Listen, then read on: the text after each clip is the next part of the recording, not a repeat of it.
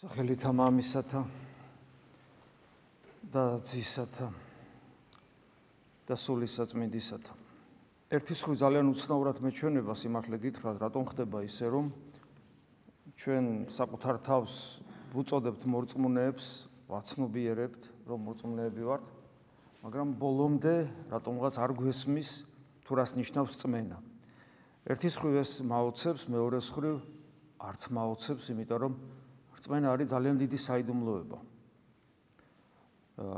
ეს არის არა ჩვენი ინტელექტუალური მიხვედრილობა, რომ ღმერთი არსებობს, ამას ჩვენ რწმენას არ უწოდებთ, არამედ ეს არის ღმერთთან კავშირი. ღმერთთან კავშირი, ღმერთთან კომუნიკაცია, ღმერთის ხედვა, მოდი ასე ვთქვათ, თუმცა ხედვა ძალიან ფართე გაგებით ამ შემთხვევაში, იმიტომ რომ ჩვენ როცა ვამბობთ ხედვას, ჩვენი ცნობიერება მიჩვეულია დროისა და სივრცის, უпроსტად სივრცის აღქმას, მატერიალური ენერგიის, სინათლის აღქმას. და როცა ჩვენ სულიერი გაგებით ვამბობთ ხედვაზე, ჩვენ არ ვიცით ეს რას ნიშნავს. მაგრამ მეორეს მხრივ, თუ ჩვენ ვაცნობიერებთ, რომ ვართ მორწმუნენი, ქრისტიანული სწავლება არის შემდეგი, რომ ჩვენ უნდა ღმერთს ვხედავდეთ, მასთან ერთობა გქონდეს და ეს ერთობა იმდენად ძლიერი უნდა იყოს, რომ ჩვენი გული გადაქცეული უნდა იყოს საღვთოდ მადლის წყაროდ, საიდანაც მიედინებიან მდინარენი მარადიული სიცოცხლისკენ და ეს თავად უფლის სწავლებაა, რომელიც წმინდა წერილში ძალიან მკაფიოდ არის გადმოცემული. და აი, როდესაც ჩვენ გვაცნობიერებთ, რომ რწმენა ეს ღმერთთან შეგრძნებითი, განცდითი, ხედვითი, მჭრეტელობითი კავშირია და მე საკუთარ თავს ვაკვირდებით, რა თქმა უნდა, ჩვენი თავი აღარ მოგწონს თავისთავად ცხადი. ჯანმრთელი ადამიანი როცა ხედავს, როგორ ხედავს ის, რის საშუალებით ხედავს. თავისთავად აქვს მას ეს უნარი მხოლოდ თუ იმის საშუალებით ხედავს, რასაც ხედავს. რას ხედავს ადამიანი? სინათლეს ხედავს. და სინათლის საშუალებით ხედავს და თუ სინათლე არ არის, ადამიანს თვალი არაფერში არ არგია. თქვენ ალბათ იცით, რომ ძალიან ღრმა ოკეანეში, სადაც სინათლე პრაქტიკულად არ აღწევს, იქაურ ბინადრებს თვალები არ აქვთ. ფақط ბინადრები ხო არიან თევზის მსგავსი ან თევზების ნაირი სახეობა. თვალები არ აქვთ, არ ჭირდებათ. თხუნელას მაგალითად თვალები არ აქვს. იმიტომ რომ არ ჭირდება. იმიტომ რომ სინათლე სადაც ის ცხოვრობს, იქ სინათლე არ არის. ანუ ჩვენ ვხედავთ იმის საშუალებით, რასაც ვხედავთ. ღმერთთანაც ასეა. ღმერთის დანახვა, ღმერთთან კავშირი, კომუნიკაცია, მისი მჭრეტელობა, რაც გინდათ ის დარქვით, მისი შეგრძნება, განცდა, ღმერთის გარეშე არის შეუძლებელი. რადგან რწმენა არის ღმერთის ხედვა და კავშირი, ისე როგორც მატერიალურ სამყაროში, მატერიალური ხედვის მსგავსად, ზუსტად ასევე სულიერ ცხოვრებაშიც ღმერთის ხედვა შეუძლებელია ღმერთის გარეშე. ანუ შესაბამისად რწმენა ნიშნავს, თავისთავად ნიშნავს ღმერთის ჩვენში მყოფობას. და იმგვარ ყოფობას, როდესაც ჩვენ მასთან კავშირი გვაქვს და რადგან ღმერთი არ არის რაღაც ენერგია, რაღაცა საგანი, რაღაცა სტატიური მოცემულობა, არამედ რადგან ღმერთი ცოცხალია, აი სინათლისგან განსხვავებით, ღმერთი ცოცხალია. მასთან დიალოგია შესაძლებელი, კომუნიკაციაა შესაძლებელი. ის ჩვენზე ზრუნავს, მას ჩვენ ვუყვარვართ. მან თვისი ჩვენ და მისი ყვარული დაამტკიცა იმით, რომ ადამიანად მოვიდა და ჩვენთვის მოკვდა. მან ჩვენ შეგვქმნა როგორც ტაძარნი იმისთვის, რომ ჩვენში დამკვიდრდეს, ანუ შორს კი არ იყოს, არამედ ჩვენში იყოს. ეს ქრისტიანული სწავლება, რასაც მე თქვენ გეუბნები. აი იმგვარად ხოშელო იმგვარად შევექმენით, რომ ჩვენ ჩვენთვის ყოფილიყავით და ღმერთი თავისთვის და შორიდან გვეზრახებოდეს, ესე ვთქვათ. არა, მან ისე და იმგვარად შეგვქმნა, რომ შესაძლებელი არის, რომ ჩვენში დამკვიდრდეს. ჩვენში დამკვიდრდეს და შორს არ იყოს ჩვენ სუნთქვაზე, გულის ცემაზე, სისხლის მიმოქცევაზე, ყველაზე რაც შეიძლება წარმოვიდგინოთ, საძილე არტერიაზე, რა ვიცი, ყველაზე უფრო ახლოს არის. ის თვით ჩვენ სიცოცხლეზე უფრო ახლო სიცოცხლეა ჩვენში მყოფი. ეხლა ეს მე მესმის ეხლა ჩვენ ამ ასე თემებზე რომ საუბრობთ, სადღაც ავედით, მაგრამ როგორც კი საკუთარ თავს შეხედავ, ეგრევე ვენარცხებით იმ რომ ეგ ყოფილა ქრისტიანული რწმენა? ეგ არის, აბა მე რაღაც სხვა მაგას მარტივად მეგონა რომ მოვედი სანთელი დავანთე, ღმერთო დამეხმარა. ღმერთს ისე უყვარვა. მამაო, ჩემზე ღმერთი ისე ზრუნავს, მათი ჩიტებზე ზრუნავს, მე რა? ურწმუნოებზე ზრუნავს, ბოროტ ადამიანებზე ზრუნავს. ესეც სახარებისეული სწავლებაა, ჩემით რამეს კი არ ფილოსოფოსო, ყველაფერი სახარებაში წერია, წმინდა წერილში წერია. მე რა რომ ზრუნავს, დიდი ამბავი. აბა ღმერთი ხო ადამიანივით არ არის, რომ ვიღაცასა ისე გაბრაზდეს და აღარ ისრუნოს. ღმერთი ყველაზე ზრუნავს, მაგრამ ეგ არ არის რწმენა. აი რწმენა ის არის, რაზეც თქვენ გითხარით და თუ რწმენა ის არის, რაზეც ჩვენ საუბრობთ და ასე საუბრობენ წმინდა მამები და ასე საუბრობს წმინდა წერილი. მაშინ ჩვენ შეიძლება ვთქვათ, რომ რწმენა არც კი გქონია. მაგრამ არა, მე მაინც ვფიქრობ, რომ რწმენა ცოტათი გვაქვს, იმიტომ რომ ჩვენ აქ მოვდივართ. ჩვენ აქ არ მოვსულართ ერთხელ. აი ხშირად არის ხოლმე, რომ ჩვენ ადამიანებს ვთქვათ, მოდიან სასწრაფო საუბრებით და მე ვეპატიჟებით. მოდი წირვაზე ვეუბნები. ვუხსნი რომ წირვა, ნუ არის ის ურწმუნო ადამიანმა, არა ეკლესიურმა ადამიანმა. წირვა არის ღმერთთან კომუნიკაციის ყველაზე ძლიერი შესაძლებლობა, მხოლოდ შესაძლებლობა, არა გარანტია, მაგრამ ყველაზე ძლიერი შესაძლებლობა. ფაქტურად ეს არის ქრისტეს გაცნობის შესაძლებლობა. აი 2000 წლის რო დავბადებულიყავით, მოციქული გაგეცნო და მოციქული გეუბნება, რომ იცი რა, დღეს ჩვენ საიდუმლოს ერობა გვაქვს. და წამოშენ წაგიყვან. და იქ სადაც იჯდნენ უფალი მოციქულებიც იყო იქ ხო და პირველად რო აზიარა ამ საიდუმლოებას და იქ რო დაპატიჟო ადამიანი. დაждდა და ნუ ვინც მიხვდა რაღაცას ის დარჩა მათთან და ვინც ვერ მიხვდა ვერ დარჩა. აი მსგავსი რაღაცა არის ხოლმე და ჩვენ ვეპატიჟებით ეს ადამიანებს წირვაზე. ჩვენ ვფიქრობ რომ დღეს არსებობს რაღაც კანონიკური საკითხები წირვასთან დასწრება არ დასწრებასთან დაკავშირებით, იმიტომ რომ არსებობს მართალთა ლიტურგია, არსებობს კათაკმეველთა მსახურების ნაწილი, ანუ პირველი მეორე ნაწილი ლიტურგიისა, მაგრამ დღეს ვფიქრობთ რომ ერთ-ერთი ყველაზე უმძლავრესი მისიონერული ინსტრუმენტი არის გულით აღსრულებული ევქარისტიული, ანუ ლიტურგიკული მსახურება. იმიტომ რომ ყველაზე ძლიერი კიდევ ვიმეორებ შესაძლებლობა ადამიანმა ღმერთი განიცადოს და იგზნოს არის სწორედ აქ. იმიტომ რომ აქ ქრისტე იმყოფება რეალურად და ჩვენ საიდუმლოს ერობაზე ვიმყოფებით რეალურად და არა უბრალოდ მოგონებით. საღვთო მადლში დრო არ არის, ამიტომ ჩვენ ვართ იქ, სადაც ღმერთმა პირველად ეს საიდუმლოება აღასრულა. და აი, როცა ადამიანები მოდიან, ხშირად ყოფილა რომ ის ადამიანები აქ რომ მოსულან, პირველად წირვაზე რომ მოსულან, დარჩენილან სამრევლოში, ანუ განიცადეს ღმერთი. განიცადეს, გულით განიცადეს და მიხვდნენ რომ ღმერთი არა უბრალოდ არის, ღმერთი რო არის ეს არაფერს ნიშნავს. დიდი ამბავი, მაგი იმდენ ვიღაცას წამს. არამედ მათ განიცადეს რომ ღმერთი არის ეკლესიაშია ღმერთი. და ინტუიციურად იმასაც ხვდებია რომ ქვაში და შენობაში კი არ არის და ჩემნარი ცოდვილ მღვდელში, არამედ ჩვენს ერთობაშია ღმერთი. ეკლესიაშია ღმერთი. აი აქედან იწყება ზუსტად ქრისტიანული რწმენა. და თუ ადამიანს არ წამს რომ ეკლესიაში არის ღმერთი, მისი არათუ ქრისტიანად არ იწოდება ან მისი მონათლაც აი მოსანათლი რო იყოს და სანამ ეს რწმენა მას არ მოუვა რომ ეკლესიაში არის ღმერთი, მისი მონათლაც კი არ შეიძლება, იმიტომ რომ ნათლობისას ის აღთქმა უნდა დადოს და იმ აღთქმაში მრწამსი უნდა თქვას, სადაც ის იტყვის რომ მწამს ერთი წმინდა კათოლიკე და სამოციქულო ეკლესია.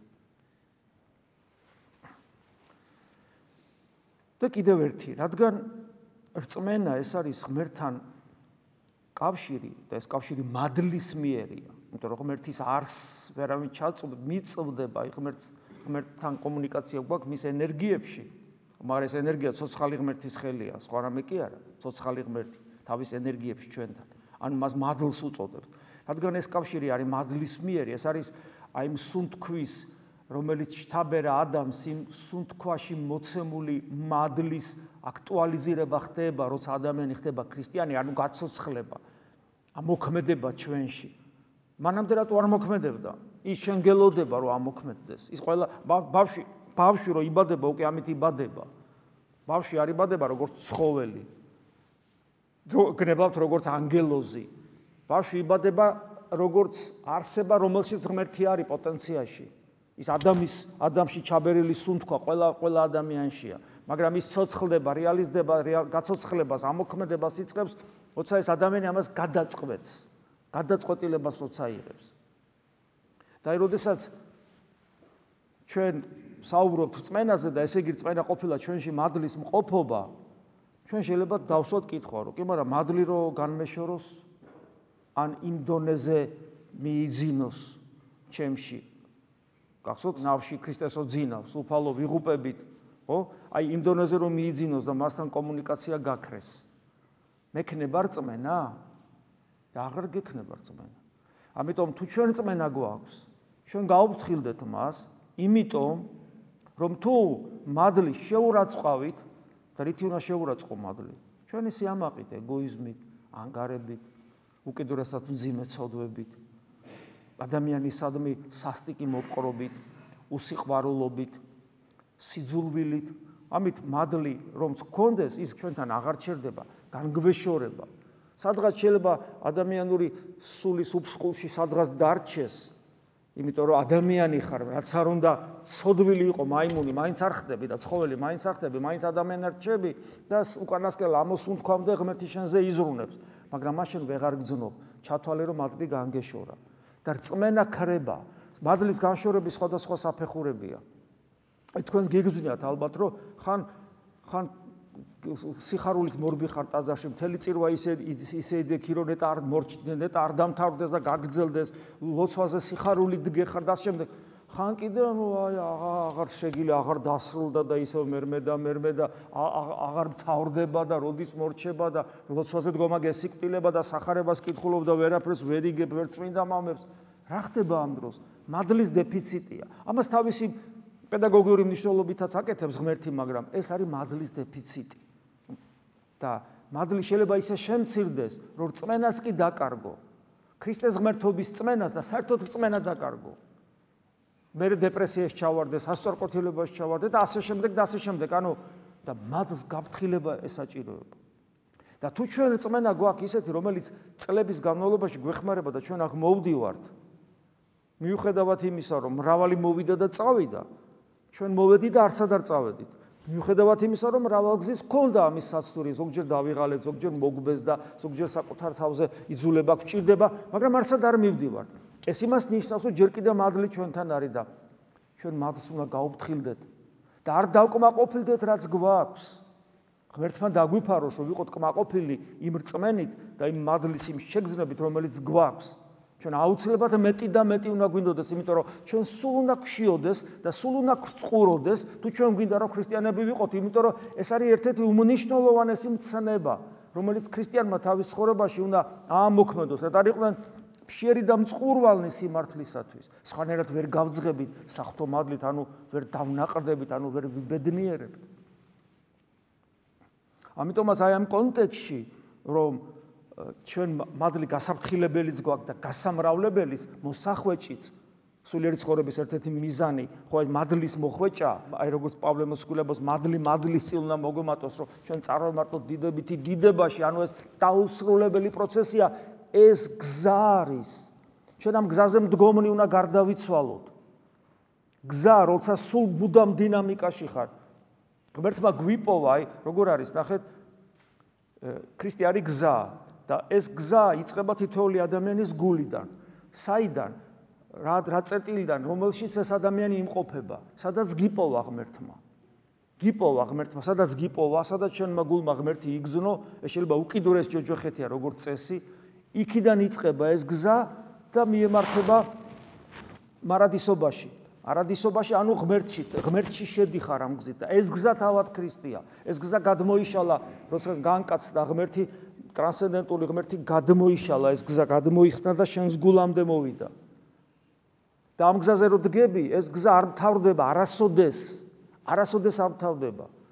და გარდაცვალება უნდა მოხდეს ამ გზაზე მყოფი, როცა ხარ მაშინ. არ შეიძლება ამ გზაზე თუ არა ხარ და ისე გარდაიცვალე ეს წარწყმედა ამ გზაზე უნდა იდგე და ისე უნდა გარდაიცვალო. მაშინ გარდაიცვალების სიკვდილისაგან სიცოცხლეში და ამ გზაზე დგომა ყოველთვის ამ გზაზე დგომის ერთგვარი აუცილებელი პირობა, მოდი ასე ვთქვათ, არის შენი სიფხიზლე და მღვიძარება. იმიტომ როგორც კი მოდუნდები, ეშმაკი გაცდუნებს და გადაგახვეინებს გზიდან. სიფხიზლე მღვიძარება, რომ ეს გზა ვიჭრო და ეკლიანია, ადვილი სავალი არ არის, მაგრამ ამ გზიდან გადახვევა არ შეიძლება, იმიტომ რომ შენ რო გონია რომ ცოტა ხანი გადავწდი ამ გზას და მოვისვენო კომფორტის ზონაში გადავიდე, შარაგზაზე, სადაც ბევრი დადის. იქ თუ გარდაიცვალე, შენ ვერ ცხონდები, ცხონება არის ამ გზით გასვლა იმ კარებში, რომელსაც გარდაცვალება ქვია. და აგზელებ ამ გზაზე სიარულს. ამიტომ ჩვენ რწმენას სჭირდება გაფრთხილება და ბრძოლის უნარიანობა. ამიტომაც პავლე მოციქულის ეს სიტყვები ებრაელთა მიმართ ეპისტოლედან მეათე თავი, რაც დღეს აღმოვიკითხეთ მეათე მე-11. ესეთ რამებს ვკითხულობთ. ნუ გიღალატებთ მხნეობა ეს ბრძოლის უნარი. ნუ გიღალატებთ პავლე მოციქული გვეუბნება. ამას ანუ შემოძახება უნდა საკუთარ თავს მუდამ. რომელსაც უпроსტოდ ამ მხნეობას დიდი საზღაური ელის. რა არის ეს საზღაური? გონება მიუწვდომელი სიცოცხლე, რომლის წინა გემოს ხილვის გამო აქ ვდგავართ ჩვენ. მაგრამ ეს სრულად რო გაიხსნება, წარმოგიდგენიათ რა იქნება. მაგრამ ამისათვის ჩვენ გვმართებს რა? პირველი ასაც ამბობს პავლე მოციქული, მოთმინება გმართებთ, მოთმინება. არ მისცეთ არაფერს იმის შესაძლებლობა, რომ სიფხიზლე დაკარგოთ და ამ გზიდან ფეხი დაგიცდეთ. არავის არ მისცეთ და არაფერს იმის შესაძლებლობა, რომ ეს თქვენი სულა ამ გზაზე შეფერხდეს, გაჩერდეს. და აქ ჭირდება მოთმინება. მოთმინება გმართებთ, რათა აღასრულოთ ღვთისნება, თორე ეს არის ღვთისნება, მე ვარ გზა, უფალი ამბობს. ანუ აი ამ სიტყვის გაგება და ეს ნიშნავს, რომ დადექით ამ გზაზე, ეს არის ღვთისნება და ასე უნდა აღვასრულოთ ღვთისნება და მივიღოთ აღთქმული. ჩვენ სიცოცხლე გვინდა, მაგრამ სიცოცხლე რომ იყო, სიცოცხლეში რომ შეხვიდე მართალი უნდა იყო, იმიტომ რომ ღმერთი მართალია. მართალი არა შენი სიმართლით, არამედ ღვთაებრივი სიმართლით. ანუ ღმერთი სიცოცხლე ღმერთია, ღმერთი მართალია, შენ უნდა იყო მართალი, მაგრამ მართალი რწმენით იცოცხლებს, ანუ წმენა, ეს ქმედითი რწმენა თუ არა გაქვს, მართალი ვერ იქნები, სიცოცხლეში ვერ შედიხარ. წმენა როგორც ღმერთთან ერთობა, წმენა როგორც ღმერთის ცნობელობა, წმენა როგორც ღმერთთან კომუნიკაცია, წმენა როგორც საკუთარი გულის მადლის წყაროთ გარდაქცევა, რომ სხვისთვის ნათელი გახდეს სხვისთვის და მაგალითი. ხოლო თუ უკუ იქცევა, არ შეიწყალებს მას ჩემი სული, მკაცრი სიტყვებია. პედაგოგიურად თუ სინამდვილია ეს, შეგვიძლია ვთქვათ, რომ ღმერთი ახლა ამას ჩემი სული არ შეიწყალებს, ვინც უკუ იქცევა, იცი რა, პედაგოგიურია ვიღაცა იტყვის. და რა იცი რომ პედაგოგიური ნათქვამია და რა იცი რომ სიმართლე არ არის. იმიტომ რომ უკუ ქცეული რას ნიშნავს? რა ძალით, ანუ შენ არ გინდა ქრისტე ამას ნიშნავს. გესმის? და ჯოჯოხეთიც ეს არის, როცა არ გინდა. ამიტომ ეს სიტყვები პირდაპირ გაგებით გავიგოთ, ვფიქრობ ეს იქნება აბსოლუტურად სწორი. ანუ ვინც უკუ იქცევა და რამდენჯერ გვაფრთხილებს სახარებაში. გახსოვთ რომ გვეუბნება, რომ გუთნის დედა უკან არ იყურება. გესმის? გვეუბნება, პავლე მოციქული უკუ ქცევაზე კიდე საუბრობს, ეს არ შეიძლება. ანუ ძალიან ხშირად არის ამაზე საუბარი წმინდა წერილში. არ შეიძლება უკუ ქცევა. რა არის უკუ ქცევა? ნებისმიერი გაჩერება, ნებისმიერი მოდუნება, ნებისმიერი ესე იგი ცეცხლის ჩაქრობისკენ ისეთი მდგომარეობაში მოსვლოცა ჩვენს გულში არსებული რწმენის ცეცხლი ნელდება, ეს არის უკუ ქცევა. არამედ და მე ამბობს, ხოლო ჩვენ პავლე მოციქული ამბობს ქრისტიანებზე, ჩვენ ქრისტიანები ვართ, ეს ჩვენი ღირსებაა. ჩვენ უკუ ქცეულნი როდი ვართ წარსაწმედელად. უკუ ქცეული წარწმედილია და ჩვენ უკუ ქცეულნი არა ვართ. არამედ მტკიცედ მორწმუნენი ვართ სულის სახსნელად. შენ სულზეა, ჩემ სულზეა.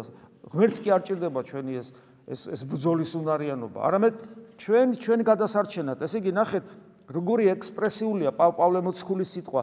ეს თუ პავლე მოციქულს ადამიანი რო კითხულობს, მას შეუძლია რომ უღმერთოდ იცხოვროს, ან ეს მოდუნებულ ქრისტიანულად და შვიდათ ეძინოს თუ ის მართლა ქრისტიანია? ამიტომ არ უყვართ ადამიანებს წმინდა წერილის კითხვა, იმიტომ რომ წმინდა წერილის კითხვა ნიშნავს სულ მუდამ გაფხიზლებს ღმერთი და სინდის გიწვავს და არ გინდა კაცო, გინდა რომ კარგად დაიძინო. ხოლო რწმენა, ანუ მორწმუნეთა გადასარჩენად არის ის, რომ ჩვენ უკუქცეული არ ვართ. ხო და რწმენას განგვიმარტავს, ეს ძალიან მნიშვნელოვანია, ეს ებრაელთა მიმართ ეპისტოლეში რწმენის ეს გამარტება, ჯერ ახარ ქართულად წაგიკითხავთ. რწმენა არის უეჭველობა იმისა, რასაც მოველით და წვდომა უხილავისა. ზოგ ქართულად ესია, ხოლო არ სარწმუნოება მოსავთა მათ ძალ საქმეთა მამხილებელ არახილულთა. ფაქტობრივად, ეხლა ამას ესე სიტყვით ვერ გავშვიფრავ, ამის დრო არ არის, მაგრამ ერთი რამე უდავოა, რომ თუ ადამიანი მორწმუნეა, მას უეჭველად დარწმუნებულია. ანუ რაღაც ისე კი არ არის, რომ აი რაღაცა ხო რაღაც. დარწმუნებულია და ეს დარწმუნებულობა საიდან აქვს და მას აქვს უხილავთან წვდომა, ანუ ეს არის ძალა, რომელიც არახილულს მას ახილვინებს, ანუ ის ღმერთს ხედავს, ანუ ღმერთთან კომუნიკაცია აქვს. მორწმუნე ადამიანი ხედავს ღმერთს, ეს არის სარწმუნოება. განიცდის ღმერთს საკუთარ თავში.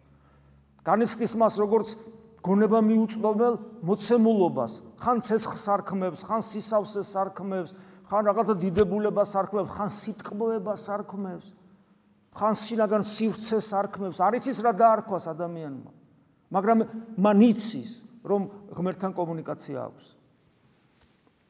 რწმენით შევიცნობთ, ნახეთ და რწმენა როგორც ინსტრუმენტი შემეცნების, რწმენა როგორც გონების ერთ-ერთი ყველაზე მნიშვნელოვანი ნაწილი ადამიანური გონებისა.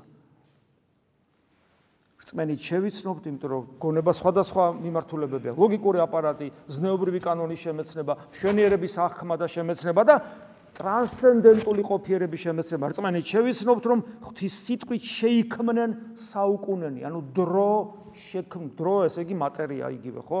დრო და მატერია ერთდროულად იქნება. ანუ ჩვენ რწმენით ვიცით, რომ ესე იგი ღვთის სიტყვით, ანუ ღვთის სიტყვა ქრისტე, ანუ ქრისტემ შექმნა დრო, ჩვენ რწმენით ვიცით ეს. არა ლოგიკური მიხედვილობით. და რომ ხილული და ეს არის აი მე რამდენად ადამიანი ეჩვევა ხოლმე წმინდა წერილს, თუ რასაც ეხლა ვიტყვი, ეს ხო ძველაღთქმიდან წერია უკვე, ძველაღთქმაში ბიბლიის პირველსავე გვერდებში წერია და მე მაკაბელთა წიგნში ხაზგასმულია ამაზე, რომ არაფრისაგან შეიქმნა სამყარო, რომელსაც დღეს მეცნიერება მე-20 საუკუნეში მიხვდა ამას და ყოველ შემთხვევაში უკვე დღემდე ეს თეორია ხელშეუხებელი თეორიაა, რომ არაფერი არ არის, არაფერი და არაფრისაგან იქმნება სამყარო და განსაცვიფრებელი იცით რა არის, რომ ის არაფერი, რომ აფეთქდა და სამყარო სფერული სახე რო აქვს, სადაც ასეული მილიარდობით გალაქტიკებია შიგნით, ეს სფერო ფართოვდება, მაგრამ ამ გაფართოების იქით იცით რომ არაფერი არ არის. არაფერი იცით რას ნიშნავს? არაფერი არის კედელი. ამის იქით ვერსად ვერ გახვალ და თეორიულად თუ წარმოიდგინო, რომ ამის იქით უნდა გახვიდე. ამის იქით ვერსად ვერ ამის იქით ეს ფართოვდება, კი ბატონო. გაფართოებაში კი და გაფართოების იქით სივრცე არ არსებობს, არაფერი არ არის, არც სივრცე არ არის, ანუ ვერ გახვალ, ეს არის არაფერი, ეს არის კედელი. კედელის ფიზიკური კედელი კი არა, ისეთი რომელიც არ არსებობს და ამ არარსებობიდან შექმნა და ნახეთ, ხოლო ხილული უხილავისაგან იღებს დასაბამს. ამ კონტექსტში წერია და ბიბლიის პირველსავე სიტყვებში არაფრისაგან შექმნა, არაფრისაგან. გესმით ეს საოცრებაა უბრალოდ ეს ცოდნა ბიბლიური. ანუ მორწმუნე ადამიანს აქვს გონება, რომელმაც ისეთი რაღაცები იცის და ისეთი რაღაცები შეამეცნებინა ადამიანს, ესე იგი 1000 წლეულების იქით, რომელიც მეცნიერება აგერ დღეს ახლა მიხვდნენ მე-20 საუკუნეში და 21-ში გადმოვიდა ეს ცოდნა. ანუ ეს არის გონება, რომელიც მეცნიერებასაც კი უსწრებს. რწმენა არის გონება, რომელიც ლოგიკურ აზროვნებაზე წინ დგას, საიდუმლოებებს იგებს. მერე ღვთისმსახურება, რწმენა ვლინდება ღვთისმსახურებაში. რწმენით შესწირა აბელმან ღმერთს, კაინი და აბელის გახსოვთ ხო და ნახეთ როგორ ამბობს. რწმენით, კაინი ურწმუნოა, მაგრამ რელიგიური ადამიანია. აბელი რელიგიურია, მაგრამ მორწმუნეა და ნახეთ, რწმენით შეწირა აბელმა ღმერთს უკეთესი მსხვერპლი, უკეთესი. რა იყო ეს უკეთესი მსხვერპლი? როგორ ფიქრობთ? ხშირად ვითქვავს პრინციპში. ეს არის გული, ანუ იმანმა თავის შრომის ნაყოფი, ამანაც თავის შრომის ნაყოფი, მაგრამ აბელის შრომის ნაყოფი გულის გაგრძელებაა. გულიდან გააკეთა ეს. იმან უგულოდ მიუყარა და დაწვა, ხო იწვებოდა რაღაც. ანუ გესმის გულისმიერი, ლოცვა გულისმიერი, ზიარებაზე მოსვლა გულისმიერი, ნებისმიერი რამ რაც ქრისტეს უკავშირდება გულისმიერი, გულწრფელობით, სიალალით, სიღრმისეულად, ნამდვილად, უანგაროდ. რწმენით მიიღო მოწმობა, რომ მართალი იყო, როგორც უმოწმა ღმერთმა მის მსხვერპლს. რწმენით მიიღო რა მოწმობა მიიღო? როგორ მიიღო აბელმა მოწმობა? შინაგანი. ანუ როცა ადამიანი ლოცულობს და ეს ლოცვა ღმერთამდე ადის, როცა ადამიანი ეზიარება და ეს ზიარება მართლა ზიარება, ანუ კავშირია ღმერთთან, ადამიანს ამ დროს აქ მოწმობა შიგნით მადლისმიერი. ბევრი მტკიცება არ ჭირდება იმას, რომ ღმერთი არის თუ მან იცის, აი ეზიარა, ილოცა და ღმერთის განცდა მოვიდა ძლიერი, სხვანაირი, ვერ ხსნის, სახელს ვერ არქმევს, მაგრამ იცის რომ ღმერთია, ამიტომ მე კიდე უნდა მოვიდეს, ეზარება, დაღლილია, სხვა პრობლემები აქვს, მაინც უნდა რომ მოვიდეს, იმიტომ რომ მან იცის რომ ამ დროს არის შესაძლებლობა მასთან შეხვედრის, რომელიც ჩვენი ცხოვრების საზრისია. და რწმენის გარეშე აი უკვე ამ რწმენაზეა საუბარი, არა იმ რწმენაზე, რომ რაღაცა მჯერა რაღაც არსებობს. აი ამ ცოცხალი რწმენის გარეშე, რომელსაც ჩვენ ამდენხანი ვსაუბრობთ, ასეთ რწმენის გარეშე შეუძლებელია ესათნოვო ღმერთს. როგორი რელიგიურიც არ უნდა იყოს, იმიტომ რომ ეს მხოლოდ და მხოლოდ ფარისევლობა იქნება. უკეთეს შემთხვევაში, უარეს შემთხვევაში სადუკევლობა და ამ განსხვავებაზე ბევრი გვისაუბრია. რადგან ვინც მას უახლოვდება, იმიტომ რომ რწმენა ანიშნავს ღმერთთან მიახლოებას, უნდა სწამდეს. შემარცხვენელი სიტყვებია ჩვენთვის. ვინც ქრისტეს უახლოვდება, უნდა სწამდეს, რომ ღმერთი არსებობს და არსებობს არა თავისთვის და შენთვის, ეს არ არის რწმენა, არსებობს შენში, ქრისტიანი ხარ, შენში არსებობს, შენში შემოვიდა ის, შენ რომ მოინათლე შენში შემოვიდა, შენში დამკვიდრდა. ამას ქრისტე ხო პირდაპირ გვეუბნება, რომ თუ ჩვენ ქრისტე გვიყვარს, იგი მამასთან და სულიწმინდასთან ერთად ჩვენში მკვიდრდება. და სანაცვლოს მიაგებს მის ანუ ღვთისმაძიებელს. და რა არის ეს სანაცვლო? ისეთი სიხარული განუმზადა ღმერთმა თავის მოყვარეს, რომელიც არც თვალს უხილავს, არც ყურს მენია და არც გულს არ შეხებია. ეს არის ის, რომ იქნები შვილი ღვთის წიაღში და დაждები იქ, სადაც ქრისტეა მარჯვენით მამისა და გველოდება ისეთი ცხოვრება და ისეთი სიცოცხლე, რომლის წარმოდგენაც კი შეუძლებელია, იმიტომ რომ მარტო რომ წარმოიდგინო ეს რა არის, ჩვენი ხორციელი გული ვერ გაუძლებს და გასკდება. ფიზიკურად შეუძლებელია ამის ბოლომდე დატევნა. ეს მოვა თანდათანობით თუ ჩვენ მისგან მიმართულად ჩვენი სარწმუნოების შესაბამისად ვიცხოვრებთ. ამინ. მადლი უფლისა ჩვენისა იესო ქრისტეს და სიყვარული ღვთისა და მამისა და ზიარება სულისა წმინდისა იყოს თქვენ ყოველთა თანა. ამინ.